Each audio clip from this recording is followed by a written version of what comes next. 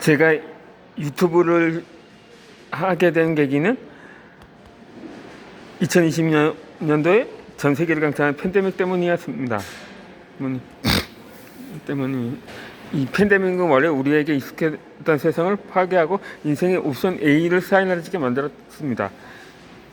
이 샌드버거는 한 인터뷰도 이렇게 말했습니다.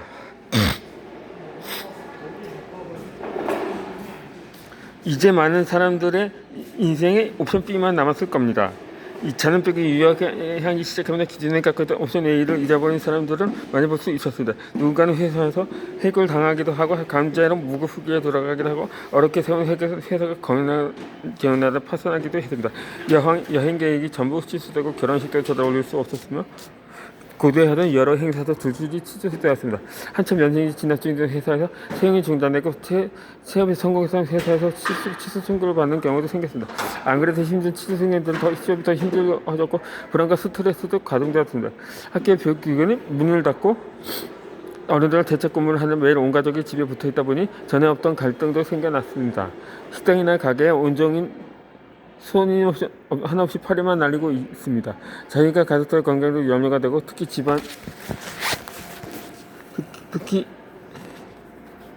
집안에 나이 많은 어르신이 있으면 절대 안심할 수가 없습니다. 가족이 세상을 써놨는데 팬데믹 때문에 해외에서 임종을 지키지 못한 사람도 있습니다. 사무실에서 마스크를 쓰지 않거나 거리두기 실천하지 않는 사람들에게 화가 나고 누군가 기침을 하거나 재침을 해도 신경이 곤두섭니다.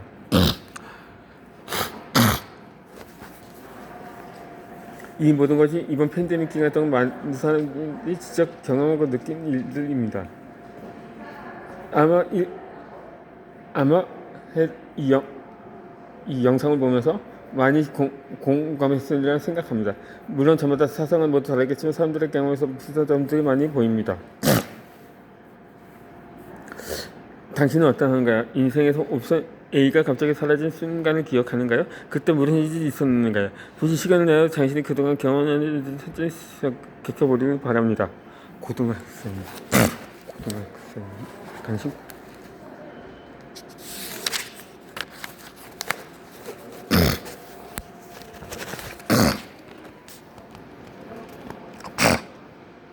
안전 마음의 상처가 자초하는 법입니다. 이젠 저거는 한번 살펴봅시다. 옵션 A가 사라지고 실패 공공의 지명해서 어떻게 대처합니까? 당시 어떤 가질까 생각을 갖고 있었다. 그들의 감정은 어떻게 실현합니까? 그들이 인터넷을 했을 누군가에게 서로 능감을 다른 사람들에게 도움을 요청하는 그런 이들이 당신을 어떻게 변화시켰고 무엇을 배웠는가요? 어렸을 때부터 지금까지 시표가 졌었던 경우를 물체보면서 그 사실이 그동안 많이 변했다는 사실을 깨달았습니다. 신상의 분야 인간내장에는 동작 생기면서 저자는 습관이 생겼습니다. 공견에 빠지거나 실패한 모든 내 틀린 것만 같아 참견이 느껴졌고 그래서 사람에게 쳐놔놓거나 소문이 생기기가 어려웠습니다. 그래도 심리생명 공부를 시작하기 모두 중요한 사실을 깨달았습니다. 내가 지금까지 선천치는 법에 관해서 한 번도 배운 적이 없었다는 것입니다. 우리 사람 뭔가에 아프다는 선택이 중요하게 다릅니다. 만약 길을 가다가 넘어서 무릎 깨끗하고 칩시다. 당연히 무릎 아프다고 느낍니다. 하지만 이때 속으로 무릎이 까져서 아픈 건 정상일까 하는 의미를 품거나 무릎이 까져서 어떻게 아플 수 있니 정말 한심해야 하고 자신 찾지 않을 것입니다. 대신 얼른 상처를 수룩하고 약을 바르고 반짝거를 붙입니다. 그리고 만약 상처가 더 악화되면 병원에 찾아갈 것입니다. 어려서도 몸이 다치면 이렇게 해야 한다고 배웠기 때문입니다.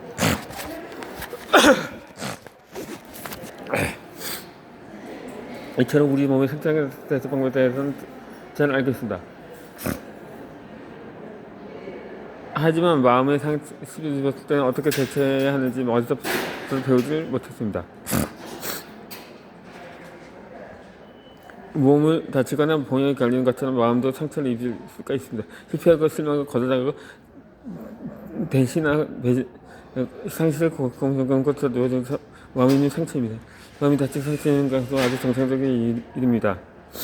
근데 이에 대해서 제가 이상 일부 북극에서 난 이거 저건 이제 이런 걸까? 내가 너무 예민하게 반응을 갈까? 나는 이렇게 나약한 걸까? 마음의 상처를 입어서 이렇게 대처하는 것은 칼에 그 상처를 계속 흡입하는 것이나 마찬가지입니다. 그런 상처는 아무데도 더 심해집니다. 나는 이제는 이런 방식으로 마음의 상처를 자체했어. 그러니까 아마도 이런 방식이 마음의 상처를 다루고 있으리라고 생각합니다.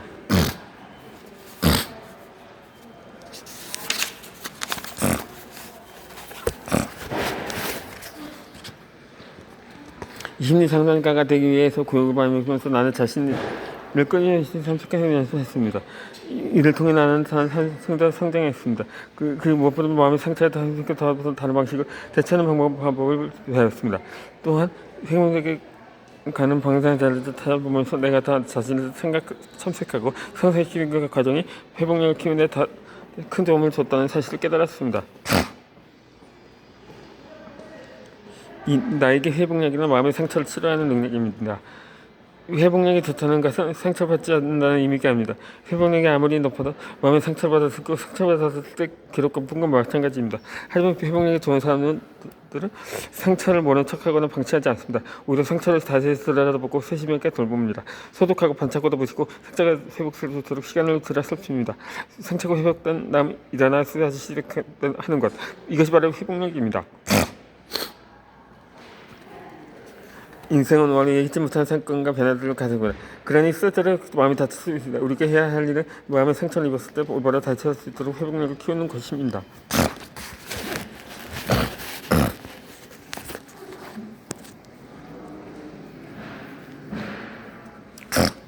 회복력은 언제나 당신의 마음속에 있습니다. 인생의 큰 시련에 저절을 겪어도 가볍게 털어내고 앞으로 나아가는 사람을 보고 부러워해 본 적이 있는가요? 이들은 회복력이 남다른 사람들입니다. 회복력이 높은 사람들은 어떤 모습일까요? 회복력은 대체 어떻게 키울 수가 있는 걸까요?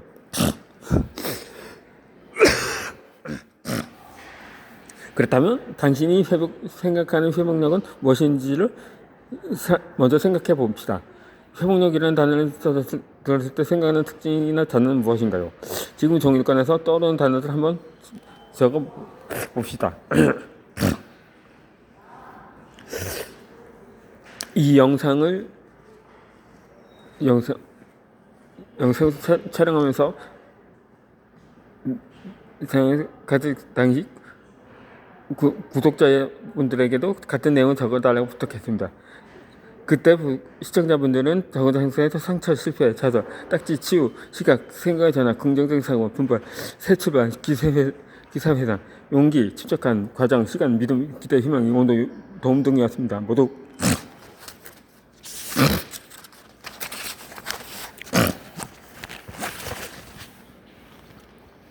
이므로 우리 몸에 상처가 났을 때 대체만 방법도 달라고 있습니다. 하지만 마음 상처를 입었을 때 어떻게 대처하는지 아직도 배우지 못했습니다.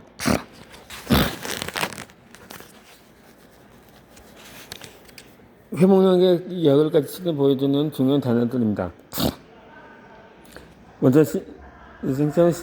좌절이라는 단어를 살펴봅시다. 인생을 살면서 누구나 수많은 아픔을 경험합니다. 그런데 모든 실패와 좌절을 사실 회복력을 키울 수 있는 좋은 기회이기도 합니다.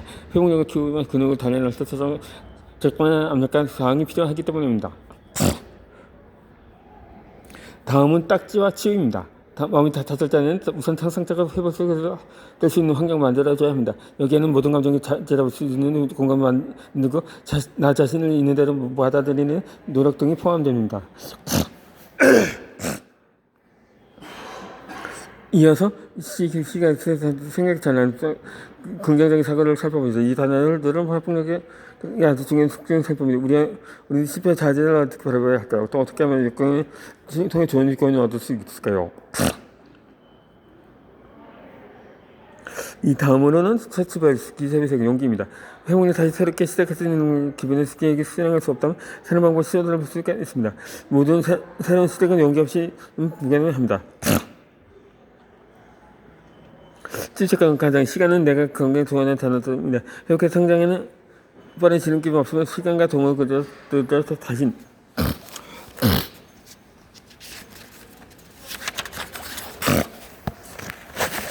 발전된 내면으로 들어가는 과정이 필요하다는 것을 설명해 줍니다. 믿음, 기대, 희망이 여기서 중요한 키워드입니다. 앞에 보이지 않는 크크한 선수 속에서도 믿음과 희망을 안고 앞으로 나아가다 보면 언젠가 밝은 만나게 됩니다. 마지막으로 온기와 도움이라는 단어도 매우 중요합니다. 사람들이 회복력을 떠올리면서 가장 많이 하는 생각은 내가 어떻게 하면 좋을까입니다. 그러나 사람은 원래 무리를 지어 이루어서 함께 살아가는 동물이기에 아무리 높은 회복력까지 사람들 기대고 의지할 수 있는 다른 누군가가 반드시 필요합니다. 이처럼 사람과 사람의 연관은 회복력의 중요한 기본입니다. 이제 당신이 조용히 적은 작은 나라를 보면서 위에서 설명한 단어들과 비슷한 점을 가지는지 비교해보기 바랍니다. 이 회복력의 6가지 요소입니다. 그럼 이제 회복력의 학술적인 정의를 한번 살펴봅시다. 회복력을 정의하는 방식은 여러 가지이지만 대체로 의미하는 바는 정방식의 변화를 통해서 역경에서 다시 튀어나오는 능력, 또한 역경과 제도를 통해서 성장하는 힘입니다. 회복력의 정의 외에도 학자들은 회복력이 높은 사람들의 특징은 무엇인지, 회복력을 기를 수 있는 무엇인지에 관해서 자세히 연구해준다. 펜실바니아 대학의 경제심리학 센터에서는 20년 넘게 회복력 연구에 관한 연구를 진행했습니다. 이런 연구 성과를 바탕으로 교육과를 만들어서 수많은 기업 종사와 정부 관계자, 군, 의료관 지원자들 회복력 키울 수 있도록 도왔습니다.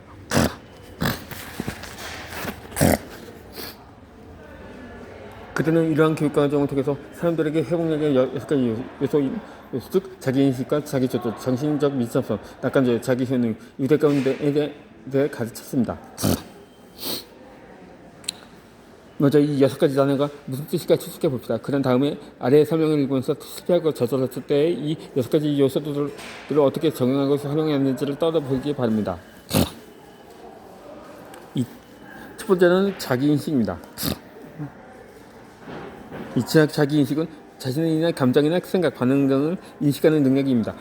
당신은 하루에 몇 번이나 하던 일을 멈추고 잠시 자신의 내면에서 무슨 일이 일어나고 있는지 살펴보는가요? 자신이 어떤 감정을 느끼고 있는지 구분할 수 있는가요? 각각의 감정에 이름을 붙일 수 있는가요? 지금 어떤 생각을 하고 있고 이런 생각이 자신에게 어떤 영향을 미치고 있는지 인식하고 있는가요? 몸에 느껴지는?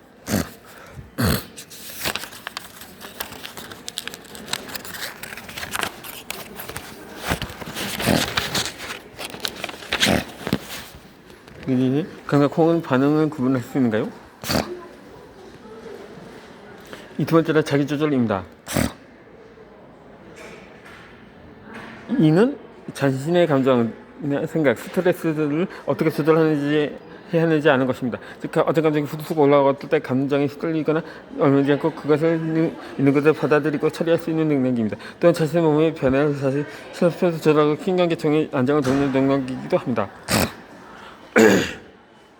세 번째는 정신적인 미처소입니다.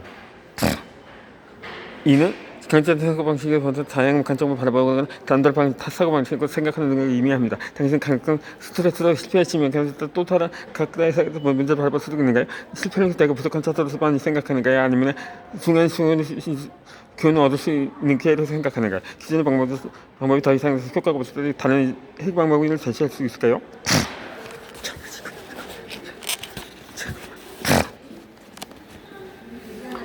네 번째는 낙관주의입니다.